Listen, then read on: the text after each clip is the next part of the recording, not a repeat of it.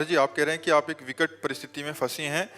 पहले तो इसमें ज़्यादा वो नहीं था अज्ञानतावश, बट कह रहे हैं कि जब से आपको सुना है, एक किसी से प्रेम करते थे और जीवन साथी बनाने का दोनों का दृढ़ निश्चय हो गया, बट अभी उनको पहले पता था कि उनके जो जहाँ जाना है वो नॉन वेज खाते हैं, मतलब अभक्ष्य पदार्थ का सेवन करते हैं। बट अभी जब से सुना है तो इनको लगता है कि मतलब उसका परिणाम बड़ा महापाप है, तो अभी उनको भी छोड़ नहीं सकते। अगर उनको छोड़ते हैं तो फिर कहते हैं कि शादी नहीं करेंगे तो फिर माता पिता दुखी होते हैं। तो अभी मैं इतना डिप्रेशन में हो गए कि दिन रात रोते रह रहे हैं कि क्या करूं, मुझे कुछ समझ नहीं आ रहा। और मैं अभी अच्छे मार्ग पे भी चलना चाहते हैं, उस घर को भी छोड़ना नहीं चाहते, माता पिता भी द्वंद्वात्मक स्थिति में। अब इस समस्या का समाधान हमारे पास तो है नहीं, क्योंकि आपके द्वारा जिस पुरुष का चयन किया गया वो अभक्ष्य पदार्थों का सेवन करने वाला है। आप पुरुष की आसक्ति को नहीं त्याग सकते और वो पुरुष मांस आदि नहीं त्याग सकते, तो फिर गलत चयन किया है आपने। अब हम ये नहीं कह सकते कि आप उनको छोड़ दो, क्योंकि आप डिप्रेशन में जाने की बात वैसे ही कर रहे हो। हमने कह दिया छोड़ दो तो आप वैसे डिप्रेशन में चली जाओगी।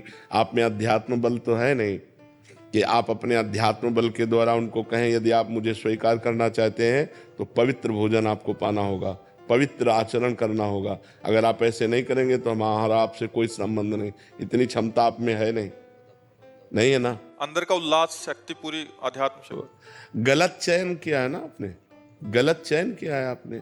आपको पहले पता था कि ये मांस खाते हैं, अब आपने चयन किया है।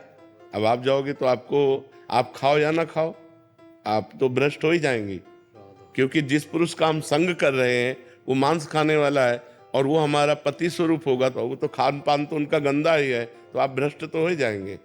भगवान की प्राप्ति के लिए जो सतमार्ग चाहिए उसकी, इसीलिए तो सहसा कोई कदम नहीं उठाया जाता। अपने बड़े बुजुर्गों से पहले कैसा नियम था, बड़े बुजुर्ग तय करते थे कि हमारा पति कौन होगा, और वो संयम नियम सब देख के, गांव से पूछ के, व्यवहार करके, सालों बातें चलती थी ब्याह की, तब वो ब्याह होता है। आज लड़कियां बॉयफ्रेंड कर लिए, बेविचार कर लिए, अब वो ब्लैकमेल कर रहा है, तो अब वो डिप्रेशन में पहुंच रही है।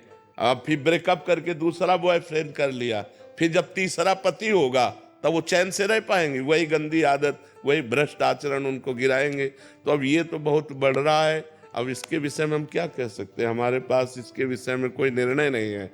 अगर निर्णय हम दें तो हम तब निर्णय दे सकते हैं जब हमारा कोई शिष्य हो, हमारी आज्ञा पे चलता हो।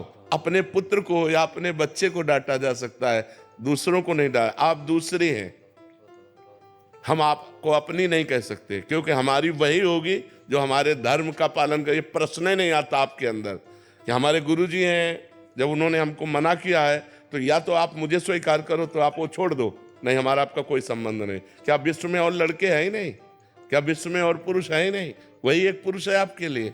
तो ये समस्या का समाधान आपने खुद समस्या बना रखी है, आपने खुद गलत संबंध स्वीकार कर रखा है। अब आपने स्वीकृति की तो उसको हम कैसे तोड़ सकते हैं?